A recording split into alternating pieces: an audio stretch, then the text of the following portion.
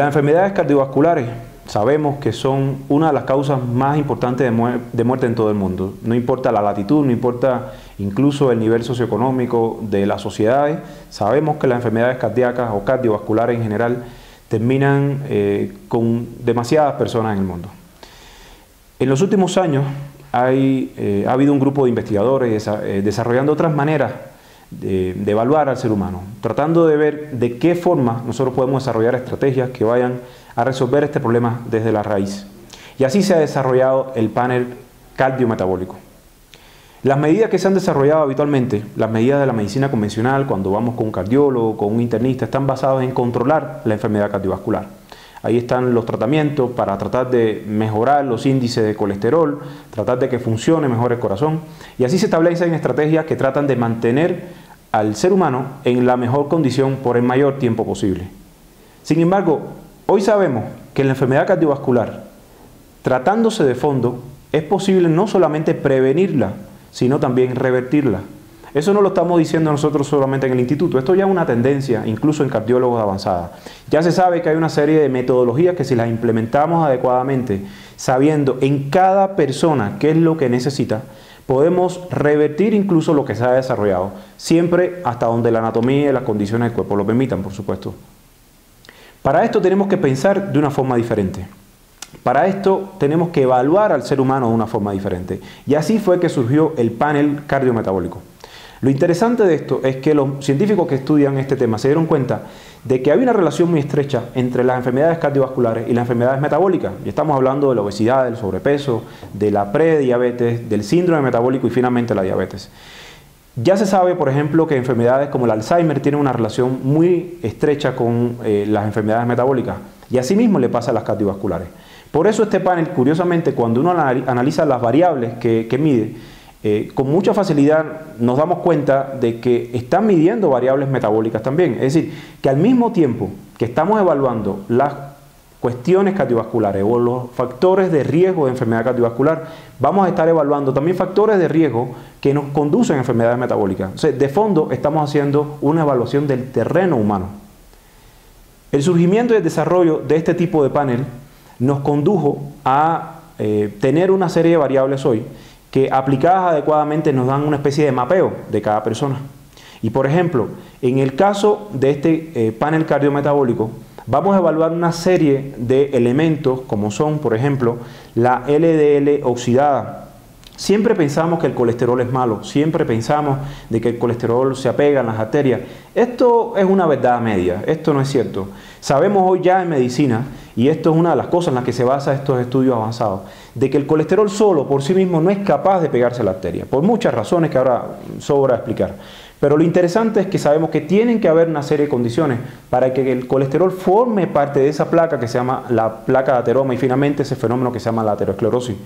Uno de esos fenómenos es que tiene que haber un nivel elevado de colesterol LDL oxidado. Eso quiere decir que ha sido, vamos a llamarle, atacado por radicales libres y se ha modificado de manera que ahora sí este colesterol que habitualmente llamamos el malo tiene la capacidad de dañar la cubierta del vaso sanguíneo por dentro y sí favorecer el desarrollo de aterosclerosis. Medir, por tanto, la LDL oxidada es una manera de saber hasta qué punto esta persona está en riesgo o ya está desarrollando un daño vascular. La LDL también tiene otra característica, es el tamaño de la partícula. Esto habitualmente no se mide en las pruebas de laboratorio. Esto solo lo miden este tipo de paneles avanzados. El tamaño de LDL favorece o no que se pegue, que se introduzca dentro de la pared del vaso sanguíneo estas pequeñas moléculas de grasa. Si la molécula es muy pequeña y hay muchas, esto sí es un indicador de riesgo cardiovascular. Por tanto, se mide dentro de este panel. De la misma manera, medimos un factor que se llama homocisteína.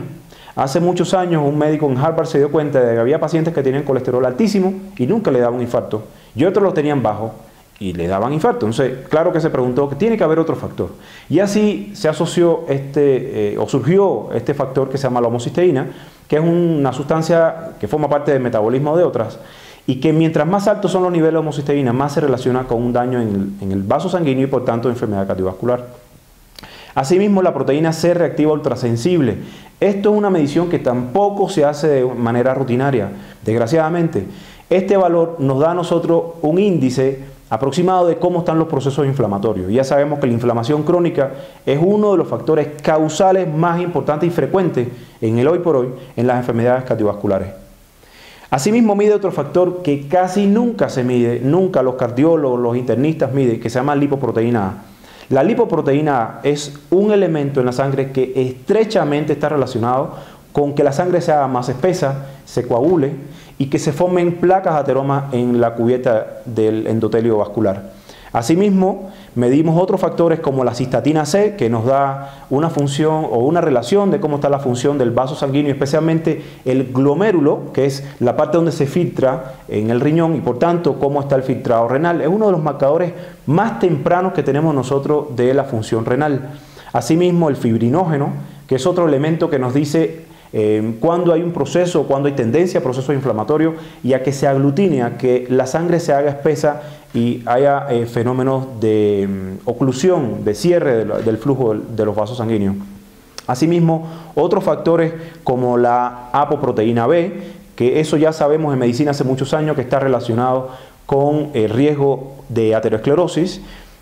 Y otros tres elementos que les voy a mencionar muy rápidamente, pero que son cruciales para la salud cardiovascular y nunca los medimos, y menos los medimos adecuadamente en medicina, y esto sí lo hace este panel, que es medir la coenzima Q10, que es uno de los elementos cruciales para el funcionamiento del corazón. El funcionamiento del corazón necesita como combustible y como elemento primario en la energía cardíaca la coenzima Q10. Asimismo medimos la vitamina E, y la vitamina E nos va a dar a nosotros hasta qué punto, cuál es la reserva que tiene esta persona para enfrentarse al daño de las membranas celulares, y especialmente de las membranas celulares cardíacas. Y medimos el magnesio. El magnesio es uno de los minerales más importantes para el funcionamiento cardíaco, para la contracción y la transmisión de las señales nerviosas dentro del corazón y la contracción muscular. Entonces, tenemos que evaluar la reserva de magnesio, porque sabemos que mientras más bajos los niveles de magnesio, indefectiblemente va a conducir a un mayor riesgo de enfermedad cardiovascular.